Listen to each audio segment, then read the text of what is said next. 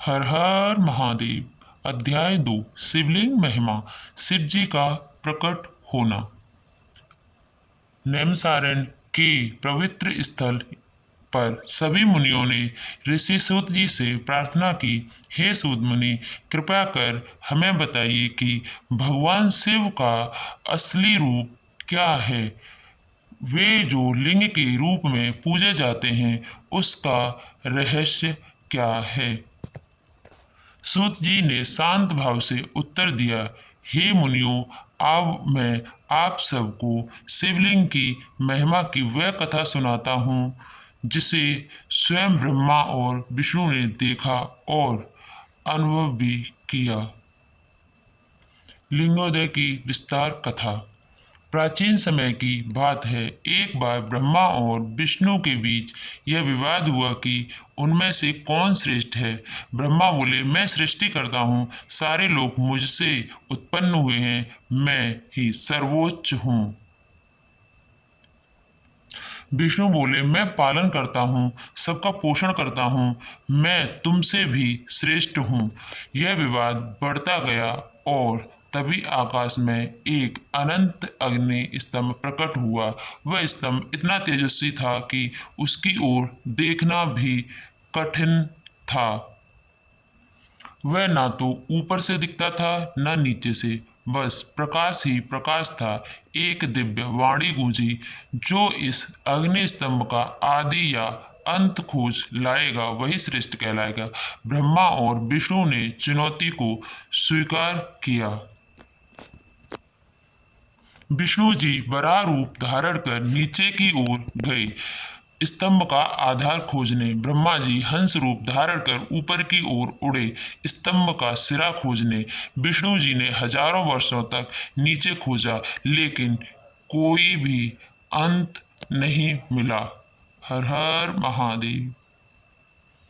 वे लौट आए और सच्चाई स्वीकार कर ली, लेकिन ब्रह्मा जी अहंकार में डूबे थे, इसलिए उन्हें भी अंत नहीं मिला।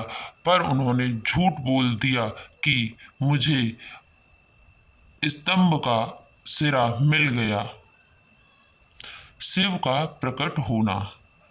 तभी वह अग्नि स्तंभ फट गया और उससे प्रकट हुए त्रिनेत्रधारी, गंगा जटाओं में समाये भस्मलिप्त नीलकंठ भगवान शिव। शिव बोले, हे ब्रह्मा, तुमने झूठ कहा, इसलिए श्राप देता हूँ, तुम्हारी पूजा संसार में नहीं होगी। हे विष्णु, तुमने सत्य का साथ दिया, अतः तुम पूजे जाओगे और मेरी भक्ति का वरदान भी पाओगे। यह वही क्षण था जब शिव ने अपने ज्योतिर्लिंग रूप में स्वयं को प्रकट किया, जिसे शिवलिंग कहते हैं। अनादि अनंत निराकार परम शिव। जय भोलेनाथ। शिवलिंग की महिमा। सूत जी ने कहा, हे मुनियों, शिवलिंग कोई साधारण पत्थर नहीं है, यह स्वयं शिव का परम ब्रह्म रूप सच्चिदानंद स्वरूप है। इसकी पूजा से जन्म जन्मांतर के पाप नष्ट हो जाते हैं। शिवलिंग की पूजा करते समय बेलपत्र, धतूरा, चंदन, भस्म, रुद्राक्ष आदि चढ़ाए जाते हैं। जल शांत करता है शिव तत्व।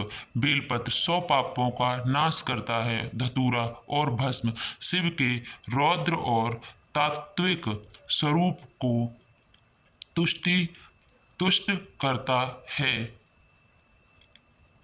जो व्यक्ति नित्य ओम नमः शिवाय मंत्र का जप करते हुए शिवलिंग का पूजन करता है, उसके जीवन में शांति, समृद्धि और अंततः उसे मोक्ष प्राप्त होता है।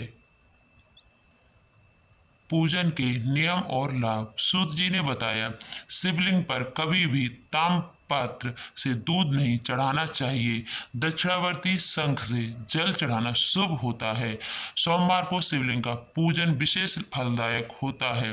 रात्रि को दीपदान और आरती घर करने से घर में सुख शांति बनी रहती है। जो भक्त विधि पूर्वक पूजन करता है उसके पितृ भी तृप्त होते हैं और वंश की रक्षा होती है। कथा का सार। ब्रह्मा और विष्णु भी शिव की अनंतता को नहीं समझ सके। शिव स्वयं अनादि अनंत निराकार हैं। वही शिवलिंग है।